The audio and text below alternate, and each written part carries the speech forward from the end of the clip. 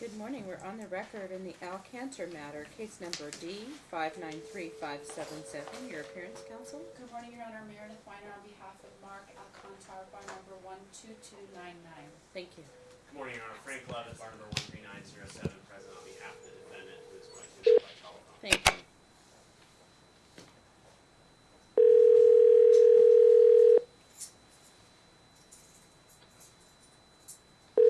Hello?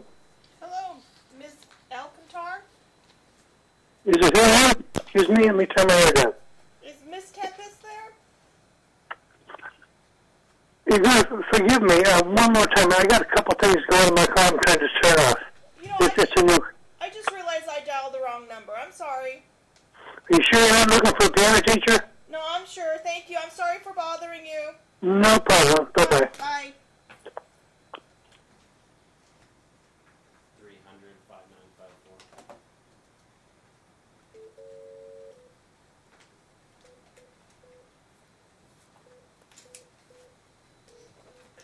Reached is not in service. This is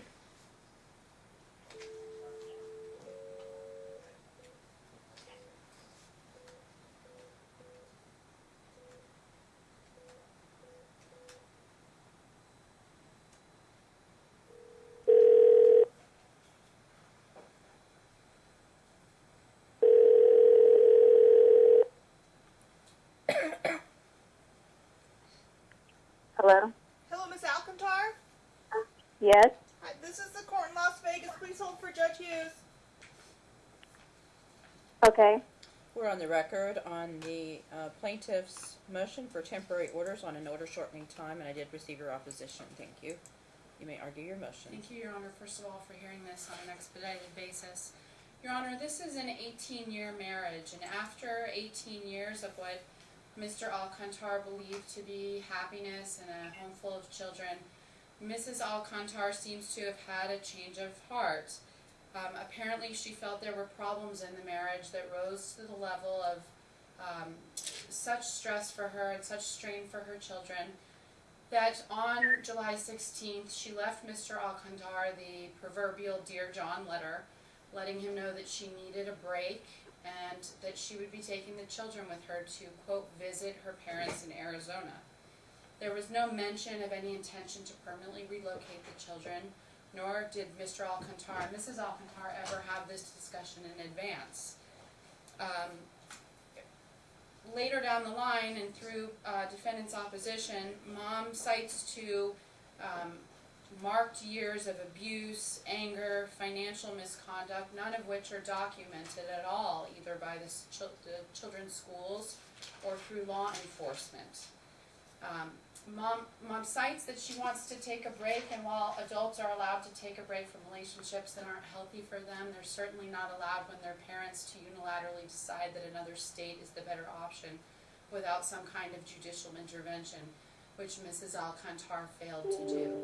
She unilaterally decided that Arizona would be a state in the children's best interest, citing to these abusive events, none of which are documented and none of which are really even described in the opposition, and took the kids and the family's one vehicle, leaving Mr. Alcantar questioning where his children were, when they would be back, and how he would maintain his employment with no vehicle.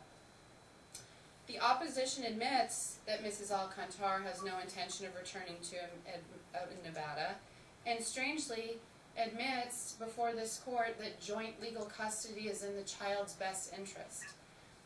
I think we are all pretty clear that a relocation, a unilateral decision to relocate without the consent of both parents, flies in the face of what joint legal custody is supposed to do. And that is to embolden both parents to make decisions on behalf of their children. At such point where both parents don't agree, there is a remedy, and that remedy for Mrs. Alcantar would have been to initiate a divorce and custody proceeding and file the appropriate motion to relocate, rather than to simply relocate, attempt to establish jurisdiction, taking the children's most important documents, and enrolling them in school when it's presumed that the best interests of these children should be with both parents and that jurisdiction should remain in Nevada. Our request at this time is that the court order mom to reappear here in Nevada with the children. The children be enrolled in Clark County School District where they've been enrolled for the entirety of their lives. The parties to have joint physical and joint legal custody pending the outcome of any matters, and the parties to participate in FMC. Okay, thank you. So, Judge, I'd just point out, we're here on an order shortening time, and so obviously we were scrambled to put together an opposition, documentation, proof, further details of the generalities described in our opposition are obviously going to be forthcoming at the trial in this matter, assuming that there is one. Yes, it would be, we are asking for an order of temporary joint legal custody. I just point out now, there are no orders in place yet. The law presumes temporary joint legal, joint physical custody absent a court order. We haven't fought jurisdiction, Judge. We haven't contested jurisdiction. Nevada has the requisite UCCJEA jurisdictions. The kids, before they went there, lived here for the last 6 months. I would just point out, Judge, that Mom didn't really have any other options available to her. She had been seeing a domestic violence counselor, and eventually she decided, hey, look, I need to get out of this situation. The reason that she took the kids, Dad doesn't have the availability to care for the kids. Dad says that he wants to enroll the kids in school here, but based on discussions that he and Mom have had, the real plan is to have the 13-year-old homeschooled so that he can watch the kids while he works 2 jobs. And that's no fault on him that he is working 2 jobs, but I would submit to the court that it's his own financial mismanagement that has caused this situation that requires that. He's not available to watch the kids or take care of the kids during the week. Mom is. Mom has always been their de facto primary custodian, and so the court has to resolve this issue of, okay, Mom's in Arizona, Dad's here, what do I do with the kids? Dad can't care for the kids on a primary custodial basis. I mean, that's just the facts, Judge. And Mom, yeah, she left and she took the kids, but she let Dad know. She left him a note, here's where we're going. When she got there, she's allowed Dad to talk to the kids every day. She's not trying to frustrate his right to be a parent to the kids. She's allowing him to have FaceTime communication, contact with them, but I know you read the opposition, and the situation at home is just, it's not good. Dad's apparent rages of anger inflame the 13-year-old's ulcerative colitis. When he comes home, the child gets very, very scared. The 2 younger kids aren't really old enough to completely understand what's going on, but they do ask their mom, why do you guys fight all the time? My client told me that they started wetting the bed again a few months ago. Both of these kids are potty trained. There is trauma going on in the house. And Mom, watching out for her kids, took them to a safe place. Now, if the kids were to come back, I'm not even sure that they're going to keep their home. My client tells me that they're $7,000 behind on their mortgage payments. I don't know where Dad's going to live if he loses the house, and certainly they don't have the ability to maintain 2 residences here. And so Mom has her parents out in Scottsdale, and they have agreed to help her. And so she is living right around the corner from their house in a condo that her parents own. Her parents own a condominium here, and this is really just a temporary situation until these parties can figure out what they're going to do on a permanent basis. And she asked that she be able to stay there.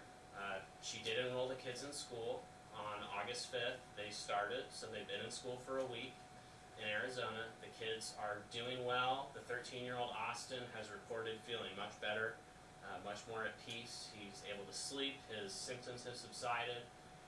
In other words, you're looking at, okay, what do I do that's in the best interest of the children?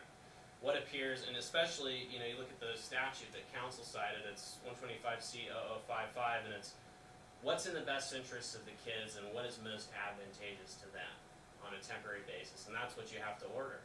And if you look at the situations, the most advantageous situation for the kids is to be somewhere stable with their mom, who they're used to being their primary custodian, living in Arizona. She works a couple days a week, and thank heavens for her parents. They can step in and fill the gap right now financially. She can't do it on her own, and neither can the plaintiff. And so we would ask that you permit her to stay in Arizona with the kids, send the parties to mediation. Dad can have liberal FaceTime contact. Perhaps he could come down some weekends. I don't know if it's going to be feasible every weekend. Mom would certainly be open to that. She's not trying to keep the kids away from Dad. She's trying to get out of the toxic environment. So, thank you. What is the situation with the mortgage being behind? I think the mortgage is slightly behind. We've just filed our financial disclosure. We haven't even had time to do initial disclosures. The more immediate thing wasn't the finances. Mr. Alcantar has 2 jobs in an attempt to help with the finances, not to create an inability to see his children. And quite honestly, Mrs. Alcantar works as well in an attempt to help the finances. The debt that was accumulated by the parties is community debt, and so for Ms. Alcantar, to say that she left because she had no other options is completely disingenuous. And unfortunately, when you have children with somebody, at least in the state of Nevada, you cannot make the unilateral decision that your only option is to take someone else's children, arguably, that you share with somebody, to another state. The allegation of financial misconduct and abuse, none of this is documented. She did have other options. She has a job here. She has friends here. She didn't exercise any of those channels, and in fact what she did is decide that the most extreme decision to move the children without her husband's consent and without their father's consent was her only choice. Is the house in foreclosure? No, ma'am. How far behind are you with the mortgage payments? I'm currently 1 month behind. Okay. And the mortgage isn't $7,000, so I think maybe at one point there was $7,000 in past monies owed, but that's not current. And quite honestly, those are issues for discovery, issues for initial disclosure. Those are not the issues. Well, I think you just missed my point. I'm concerned about housing. Sure. So I need to know if it's in foreclosure, and that's the reason I asked, because, I just want to make sure that there's a roof over their head. Absolutely. Okay, The so- answer is it's not in foreclosure. Okay. Should that happen, I can assure the court that Mr. Alcantar is making enough income to sustain some other type of housing for the children, as is Mrs. Alcantar. I understand the court's concern that these children need a roof over their head, but unfortunately, the roof over their head needs to be in the state of Nevada where their father has access to them. FaceTime calls without his consent or without a proper motion to relocate and an order that grants her the ability to relocate simply isn't enough to maintain joint physical custody in the best interests of the children. And without an evidentiary hearing discussing these issues of abuse, health issues with the children, I certainly think that the presumption in Nevada is clear that the best interest is for them to have equal time with both parents. Just applying 125C, she had to have requested the move, and I understand if she's just taking a break and then changed her mind once she got there, but I have to have a trial on these issues. I can't let people just move out of state. No, absolutely, Judge. Before you make your ruling, I just want to point out something really briefly. She did move. I understand under the law they have joint legal custody. There weren't any court orders in place. She's gotten free child care in Arizona. Dad admits in his motion he can only care for the kids Friday at 5 to Sunday at 7. And so there's a presumption there that rebuts the presumption for joint physical custody, and that he does not have the ability to care for them for 146 days a year. Now, I know you haven't heard any evidence, and you're just going to make a decision based on offers of proof, but it's right there in the pleadings that presumption should operate, because he can't care for the kids 146 days a year. So there is a presumption that he shouldn't have joint or primary physical custody. So based on those offers of proof, you can and you do have the ability to allow her to stay there with provisions in place to maintain his relationship during the pendency of this action. Now, it may very well be possible that we do have a trial and she does not ultimately succeed, and they have to share joint physical custody, and the kids are here, and she's got to decide if she's going to move back or, whatever. But ultimately, you look at this, he can't exercise primary physical custody. He just does not have the ability. So you order the kids to come back, and I would submit that you can't really, order mom to do that. You could order the kids to do that, But what is dad gonna do? He's gonna homeschool the 13-year-old and have him watch the kids while he's working 12 hours a day? I mean, it's in their best interest to be with their mom. She's only working a couple days a week. She transferred her job down there. She's only working a couple days a week. She's caring for the kids, and when she is at work, kids are with grandma and grandpa, and they don't have that here. How do you intend to take care of the children, sir? Your Honor, I've reached out to close friends to me and Tempest. When I'm unable to take care of the kids, they would help me out. I've also spoken to my manager at my second job, who's agreed to help me on a limited schedule. That way I can be at home with the kids in the evening as needed. So who would be watching the children while you're working? During the week, they would be at school. During the evening, I got a list of 5 couples that have agreed to help out. And these are people that mom knows? Yes, ma'am. Kids should be with the parent, Judge. He can't, he's not gonna pick them up from school. They get out probably 2, 3 o'clock. He's working till 5. But he's right on the law. She has to have his written permission or a court order, so he's right on the law. Well, there was no order in place. I mean, I don't wanna argue statutes with you, Judge, but if you just look at the plain language of the statutes, I've had this in multiple other cases, this exact issue, 125C, 006, 065, when primary physical custody has been established pursuant to a court order, when joint physical custody has been established pursuant to a court order. I've done an appeal on this issue, and the Supreme Court has even indicated, look, if there's no order in place, the relocation statutes, they don't apply. But if you look at Druckmann, it says, look, yes, these are persuasive, but they do not expressly apply without a court order. The problem is there is no court order. This whole argument presupposes that there was a court order before Mrs. Alcantar moved. There wasn't. And there wasn't. And that's why And they now don't we're apply. here on a motion to determine custody, and even assuming that Mr. Levitt's argument with respect to the timeshare is accurate, and Mr. Alcantar can't exercise joint, the problem is the state in which these children are located. And NRS prescribes best interest factors for exactly that. These children are not 6 weeks old. They are almost grown children who have been established in their home, which is in the state of Nevada. I'm not slighting the fact that they have family in another state. We all have family in another state. I welcome that relationship with them. But the fact of the matter is, until the outcome of this case or a proper motion to relocate, this state not only has jurisdiction, but it's in the best interest of these children to receive their care here, to receive their schooling here, to continue with their extracurricular activities. For Mr. Levitt to say that Mrs. Alcantar simply visited when she sent a change of mailing address that was received at the Alcantar residence, and she found a new job, that's not a visit. I don't apply for jobs when I go on vacation. That's an intention to relocate permanently and establish residency in another state, which completely defies the purpose of a concession that joint legal custody is in these parties' best interest. In fact, what she's doing is undermining the whole purpose of joint legal custody and asking for sole legal custody, And that's simply not the channel to do it. The channel to do it is in this courtroom with proper motion practice or a trial, not to just single-handedly make a decision that you feel what's in your child's best interest should trump the other parents. I agree with you. And it's a difficult situation to put the court in because she just did it without permission. She did do it, Judge, And counsel is correct on the law. well, I mean, the relocation statutes, they don't apply.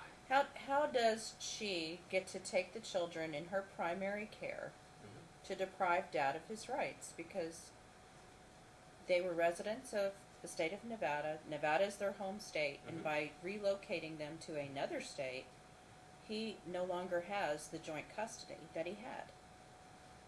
No, you're absolutely right. So she's violating his rights, and my hands are tied when somebody does that. I would submit File that- the motion first. No, I get that, Judge, and if I was on board at that point, we would have filed the motion first. The issue is that what you're looking at is the best interest of the children, and under these circumstances where there's a parent that's not really available here in Nevada, and then you have a parent that is available in another state, irrespective of how she got there, the kid should be with the parent. that is available. They should not be in a home where they're terrified of their father. You know, we're missing that these kids are scared of their dad. The dad has major control issues, and you're, you know, effectively, if what you order and they come back, you're going to give him primary physical custody, and he's admitted in his papers that he's not even available 146 days a year. He's going to put the kids with friends. Friends are going to be watching the kids instead of mom. Similar to mom putting the kids with her parents. I mean, it's really no different. And to say that she didn't have the opportunity to file first, she's been in Arizona, in a major city, since the 16th of July. What happened was she decided that it would be best to try and accomplish residency by changing her mail, registering the children in school, and getting a job. And it was, but for the fact that we did file first, now she's stuck hiring a Nevada attorney. Otherwise, her intention was very clear that she was not bringing them back. And in fact, it's Mr. Levitt's own writing, it's Mrs. Alcantar's own declaration that concedes that she has no intention on returning to this state. A She FaceTime doesn't. call divests a parent of his relationship with his or her child. It's very clear. I mean, I don't think there's case law on FaceTimes called per se, but I think saying relegating a father who's been active in 3 children's life, one who and a fourth who's not biologically his, to intermittent FaceTime calls based on Ms. Alcantar's work schedule, I should note, is not only fair, but that's not what the state is designed to do to families. It destroys families, and if every time somebody had a bad run in a relationship or felt under pressure, they took their children and fled to another state, there would be no families in the state of Nevada, and the court system would just crumble. Judge, he's got 10 minutes of availability each day during the week. You can see it right in his exhibits, in the email to her.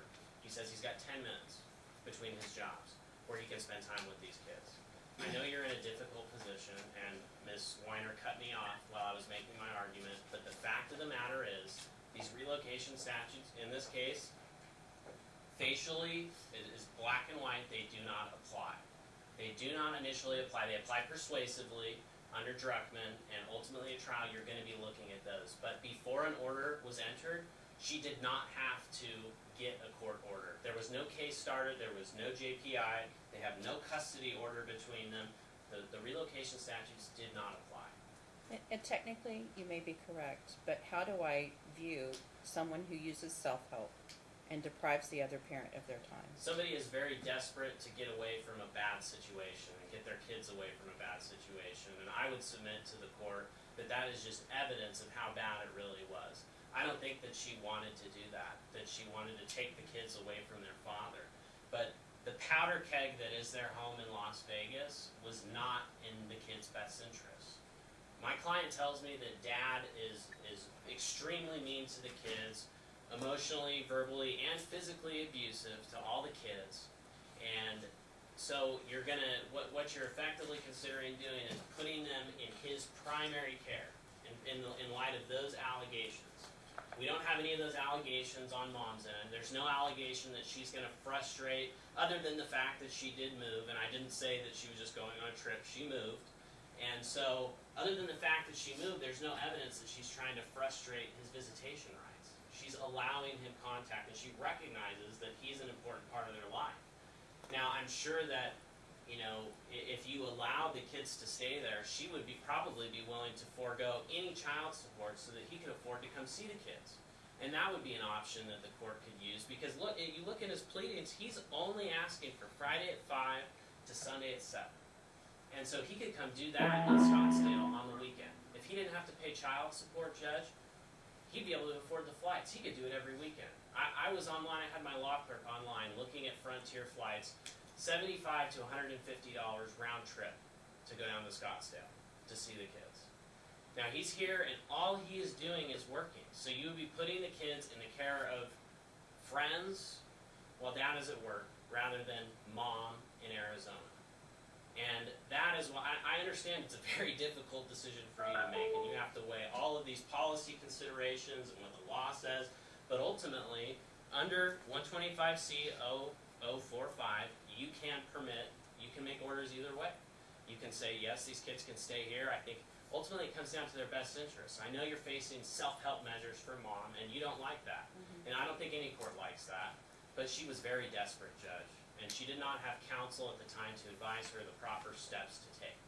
And so I think that you can craft an order that allows dad to come and see the kids on the weekend, the time that he's requesting anyway. He could come every weekend, he could come every other weekend, he could come and spend time with his kids, but that's also gonna keep the kids with a parent that they should be with, one that's available, one that has been their primary caregiver their entire lives, one that they prefer to be with. It is gonna be heartbreaking for these kids if you say, okay, you gotta come back and go back into this house. It's gonna inflame, the 13-year-old has unique medical issues. It's going to inflame that again.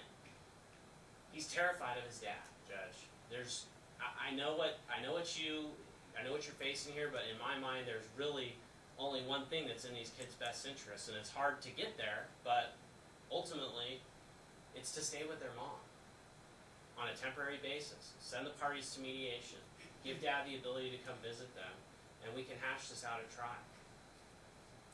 I do want the children interviewed, and I want you to coordinate that, Mr. Levitt. Okay. I'm concerned about the allegations. So while I agree, counsel, that you're absolutely 100% right on the law, you are. She's depriving him of his rights, and no one has the right to do that. She used self-help. And you're right, Mr. Levitt, I hate it when people do that. I know. And I, 9 times out of 10, order the children immediately back. Absolutely. I give pause because of what I read, because of the time that he spends working, and the medical issue, and the allegations that the children might be afraid.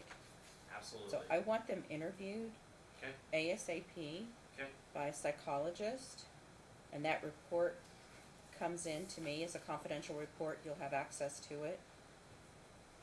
And unless it bears out, and I'm aware of coaching, and psychologists should be aware of coaching. It should be someone who's trained, maybe someone that court system uses on a regular basis, but I want to see what these children have to say, because I have to weigh that too, and I'm thinking about their emotional well-being.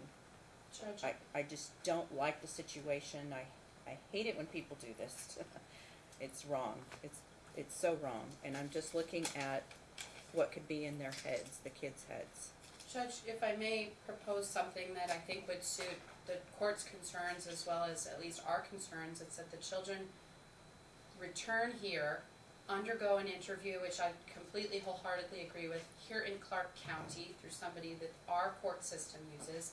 And in the meantime, if the court's concerns about dad rise to the level that are inflammatory or concerning, then I would propose supervised visitation, but at least allow the children to remain or return and remain in Nevada pending the outcome of a full hearing on relocation. Now there's an open case, now a proper motion can be filed, the court has control over the interviews here in Clark County, rather than allow them to stay there under the influence of Arizona law, Arizona school system, then potentially have to return.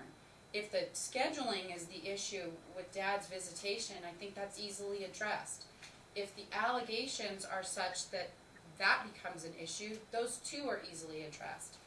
The courts grant supervised visitation all the time when allegations are unvetted and yet to be determined.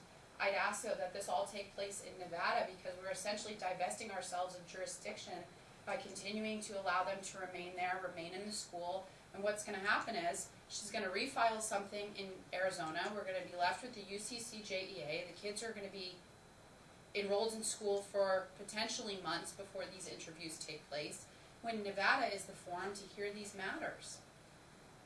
Not to mention, Mr. Levitt brushes over the fact that Mrs. Alcantar worked and works too. So it's not a wholehearted argument to say that the kids are going to be with their primary custodian. She admittedly, in her moving papers, and said before this court that she moved so that she could get the help of her parents. So she's having a joint custodial arrangement with somebody else. It's just not the children's father. And that's not right either. The allegations are allegations, and I'm not negating the fact that there's seriousness if there is truth behind those. But there is a forum to vet those issues here in this state, where the children come back to their home and doesn't allow them to remain in that state any longer, feeling torn between two. I find it difficult to believe that after an 18-year marriage and 13 years of having children together, these children are so fearful for their father that they've had 3 more children, and that none of these issues have been documented in the school system, through a school counselor, through a therapist, through any type of clergy. All of a sudden now these issues arose. Not to mention these issues were not mentioned in Mrs. Alcantar's Dear John letter. Only that Mr. Alcantar was controlling, and quite honestly, controlling is not enough to weigh your best I agree interests. with you. I agree with you. Judge, you're gonna have continuing exclusive jurisdiction until you give it up. Of course I will. And so it's not, course I will. it's not an issue. She works only 2 days a week, Thursday, Friday, 12:30 to 9. Of course I will. And so she is substantially more available. Right, we're not losing jurisdiction, counsel. But we're losing the ability of Mr. Alcantar to readily see his children. Mrs. Alcantar took the family's only vehicle, which has left him paying for Uber to and from his 2 jobs. And while they both admit to having financial strain, now they're encouraging him to incur a $750 flight per weekend, $2,800 in airfare, so No. that he can see his children. No, that wasn't the number. I thought it was $750 on Frontier. 75 to 150. Even 150, 4 times a month unnecessarily, when he could see them in this state and they could continue to pay their community debts, which ultimately are going to have to be paid in a divorce. It's just kind of taking money and lighting it on fire, in my opinion. They both had financial difficulties. They both contributed over the course of the marriage to this financial difficulty. But now Mrs. Alcantar wants to pave her way to a new life where she doesn't have any of the financial difficulty, while Mr. Alcantar continues to work 2 jobs, pay for an Uber to get to both jobs, and pay her support. It just isn't fundamentally right, and makes the request, quite honestly, makes no sense. To say that she had no channels over the years to seek help through law enforcement, or a school counselor, or a therapist, it's just not realistic.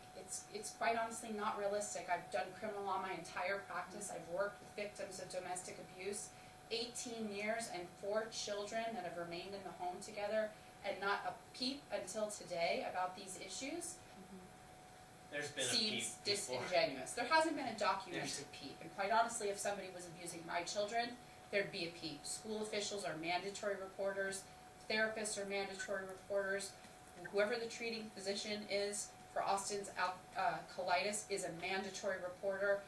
None of those people reported any evidence of abuse over 13 years. Just doesn't seem realistic. There may be CPS records that we don't know about. We're here on an OST. I haven't even gotten a chance to look. Not that I know of, but I took it more as mental abuse, alleged emotional and mental abuse. Yeah, Than physical absolutely. abuse. And my client does also allege physical abuse. Absolutely.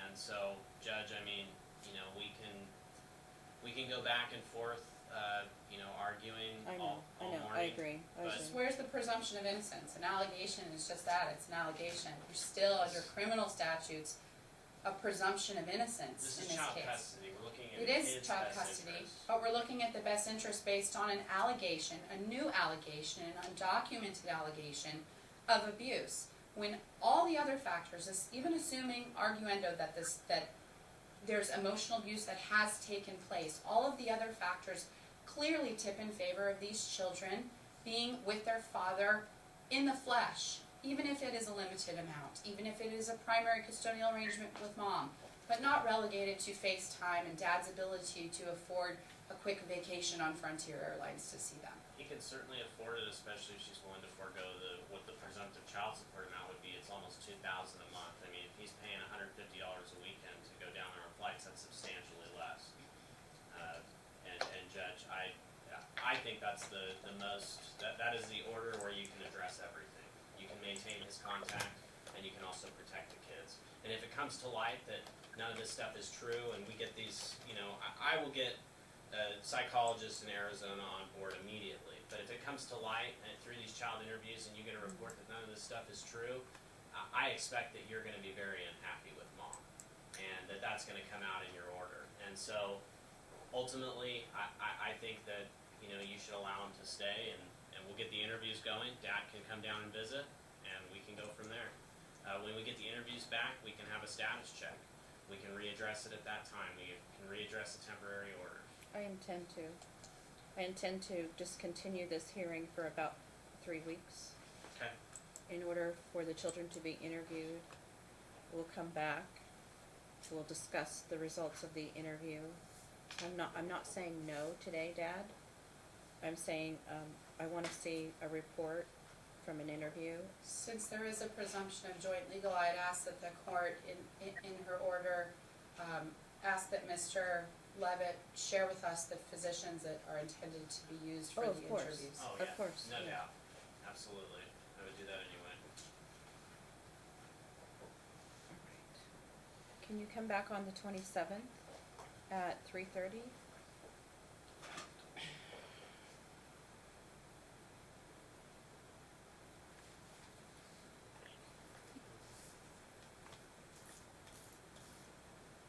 Yes. August 27th Correct. at 3:30, I'm available. I know that doesn't give you a lot of time to get those interviews done, but I also don't wanna prejudice Dad's rights. Understood. In the So- meantime, Judge, can I ask for a very defined order with respect to the FaceTime visits, because What- they've been what would you difficult like? to arrange based on Mrs. Alcantar's work schedule. Sure, what would you like? I think we initially proposed every day, correct me if I'm wrong, from between 3:30 and 4:30? 4:30. 3:30 and 4:30, and then on the weekends, Saturday and Sunday evenings No, in the morning at 8:30 or 9. in the morning at between 8:30 and 9:30. Okay, it might be difficult to get kids to do it every day. I would say at least 3 times a week, and that's during the week, and then 1 day on the weekend, because I don't know that kids are gonna be that So let's maybe willing propose to do Monday, FaceTime Wednesday, every day. Monday, Wednesday, Friday between 3:30 and 4:30, Sunday morning between 8:30 and 9:30. Will that work? Tempest, will that work with your schedule? The Sorry, kids- I couldn't hear the time. I think Monday, Wednesday, Friday, 3:30 to between 3:30 and 4:30, and then Sunday between 8:30 and 9:30 for a FaceTime call with Dad. Will that work with the kids' schedule? It would tie into my schedule for work, but I could make it work. Yeah, your mom or dad that's watching the kids on Friday, just make sure that they know that that's coming and they can facilitate that. Okay, and would you send me that so I can have Yes. it on my schedule? Yes. So the interviewer is not to have any pleadings. I don't want any undue influence. They're just going to interview the children about their relationship with both parents, similar to an FMC format. Okay? Relationship with both parents. Okay. And if they have any concerns. Both So that way it's mutual. All right? Okay. And obviously I'm not dictating the questions, I'm just trying to get a scope, Just a general, right? understood. And you'd Okay. like a written report, I take it? Yes. Okay. It will be a confidential report. You'll be called when it's available. Okay. So Okay. we're gonna have it forwarded directly to the court then? Yes. Okay. You want those reports just prior to August 27th, or? Yeah, I think it's cutting it pretty close. I mean, it's just 2 weeks. Yeah, it's pretty quick. We're gonna get on it today. In the meantime, we can maybe propose some visitation, should Mr. Alcantar be able to get to Arizona? If he can, yes. Can have the weekend. Otherwise, it's the FaceTime. How should they communicate, Mr. Levitt? The Because parties? your client is the one who's alleging the conflict, so. I would suggest, I don't wanna put any financial strain. I know OFW is like $100 a year. We could do talking parents. Okay. I think that would be appropriate, then we have a record. Okay. Do you want to do a behavioral order for me for talking parents? We'll do a behavioral order. And they can use the Talking Parents app, it's free. Sir, do you have an iPhone? Yes, ma'am. Okay, you just download the app on your phone and you channel all of your communications through that. It keeps track. Your Honor, you're fine with the visitation on the weekends being overnight and unsupervised in Arizona? Yes, yeah.